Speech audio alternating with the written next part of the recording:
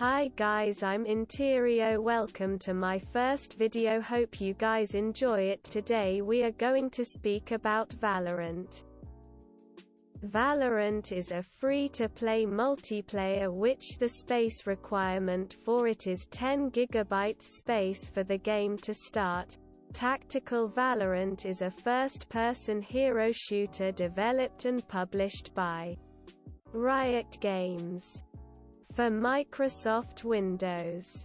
First teased under the codename Project in October 2019, the game began a closed beta period with limited access on April 7, 2020, followed by an official release on June 2, 2020. The development of the game started in 2014. Valorant game mechanics is simple. You just have to stand still and try to shoot your enemy just like real life. About Riot Games, Valorant was developed and published by Riot Games, who have previously developed League of Legends. Development started in 2014. Within their research and development division, Joe Ziegler, Valorant's game director, is credited with the initial idea of Valorant while formulating potential games with other Riot developers. David Nottingham is the creative director for Valorant. Trevor Romleski, former League of Legends designer, and Salvatore Garozzo, former professional player and map designer for Counter-Strike, Global Offensive, are game designers for Valorant. Moby Franke, former Valve developer, who has been art and character designer for Half-Life 2 and Team Fortress 2, is the art director. Valorant was built with two main focuses in mind: making tactical shooters and esports more accessible to new players, and creating a game that would foster an intense competitive scene. While solving many of the pain points that pro players from games in the genre had, games aimed at large, active communities and player bases. Typically free-to-play games like Fortnite or Riot's own League of Legends tend to put an emphasis on a wider array of system performance improvements and game stability rather than newer technologies or more cutting-edge graphics as a way of making sure they're as accessible as possible. In interviews leading up to the game's launch, game director Joe Ziegler and producer Anna Donlan said that Valorant was built for people playing their first tactical shooter just as much as it was to professional players, and that accessibility of the game was a huge priority. Riot chose to build Valorant using Unreal Engine 4, which the development team said would allow it to focus on gameplay and optimizations rather than spending time on core systems that Unreal already came with, to meet the goal of a lower performance barrier so more people could play Valorant. The team set notably low minimum and recommended hardware requirements for the game. In order to reach 30 frames per second on these small requirements, the game's engineering team, led by Marcus Reed, who previously worked on Gears of War 4, had to make several modifications to the engine. These modifications included editing the renderer using the engine's mobile rendering path as base, or reworking the game's lighting systems to fit the static lighting that tactical shooters often require, as to not interfere with gameplay. Unreal's modern underpinnings also helped to solve many of the issues that Riot set out to solve from other games in the genre. And additional modifications helped to meet the game's other goal of creating a suitable competitive environment, including optimizing server performance by disabling character animations in non-combat situations and removing unnecessary evaluations in the hit registration process. During development, Riot Games made promises to work towards a ping of less than 35 milliseconds for at least 70% of the game's players. To accomplish this, Riot promised servers in or near most major cities in the world. as well as working with Internet service providers to set up dedicated connections to those servers.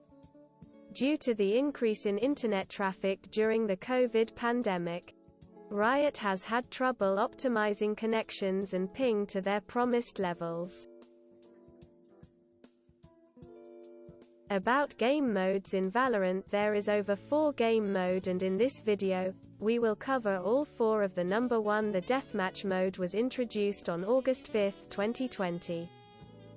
14 players enter a 9-minute free-for-all match, and the first person to reach 40 kills or the player who has the most kills when time is up wins the match. Players spawn in with a random agent, and all abilities are disabled during the match, which indulges pure gunplay. Green health packs drop on every kill, which set the player at maximum health, armor, and ammunition unless the player is using a machine gun, which only gives the player an additional 30 bullets. Number 2. In the Spike Rush mode, the match is played as best of 7 rounds. The first team to win 4 rounds wins the match. Players begin the round with all abilities fully charged except their ultimate, which charges twice as fast as in standard games.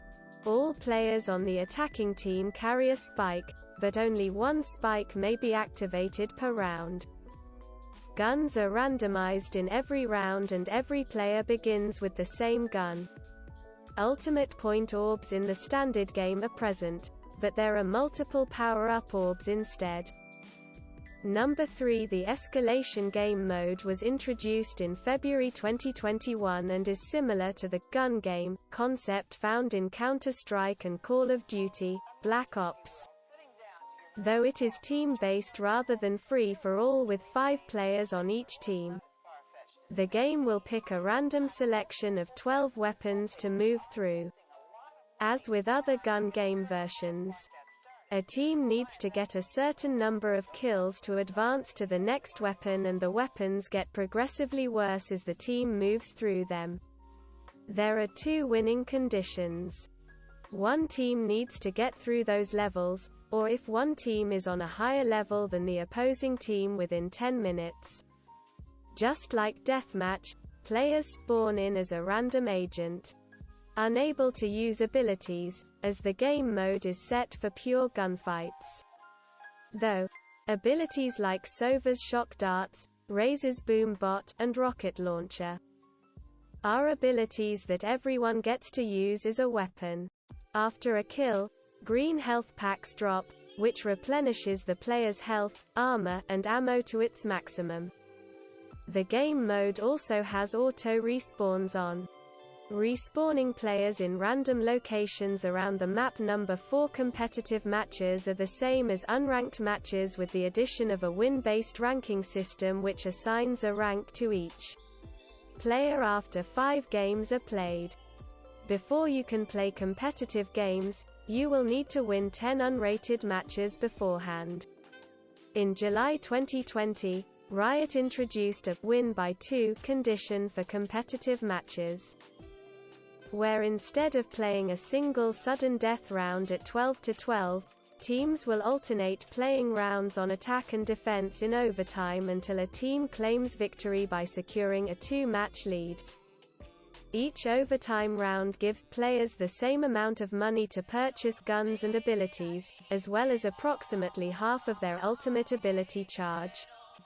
After each group of 2 rounds, players may vote to end the game in a draw, requiring 6 players after the first set, 3 after the second, and thereafter only 1 player to agree to a draw.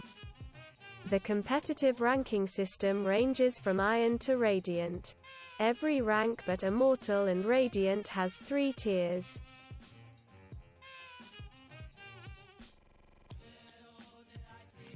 Now let's talk about the agents. As you can see, there are a large variety of playable agents available in the game. Each agent has a different class which indicates how the agent is usually played. Duelists are the offensive line, which specialize in attacking and entry fragging for the team. Duelists include Jett, Phoenix, Reyna, Raze and Yoru. Sentinels are the defensive line, which specialize in locking down sites and protecting teammates from enemies. Sentinels include Sage, Cypher and Killjoy. Next are Initiators, who plan out the offensive pushes. Initiators specialize in breaking through defensive enemy positions. Initiators include Sky, Sova and Breach. The last class are the Controllers, who specialize in setting their team up for success. They use their heavy utility to control sightlines on the map. Controllers include Viper, Brimstone, and Omen.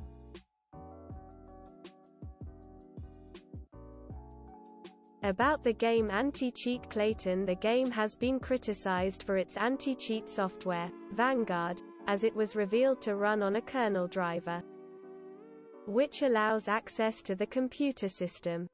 OS News expressed concern that Riot Games and its owner, Chinese technology conglomerate Tencent, could spy on players and that the kernel driver could be potentially exploited by third parties.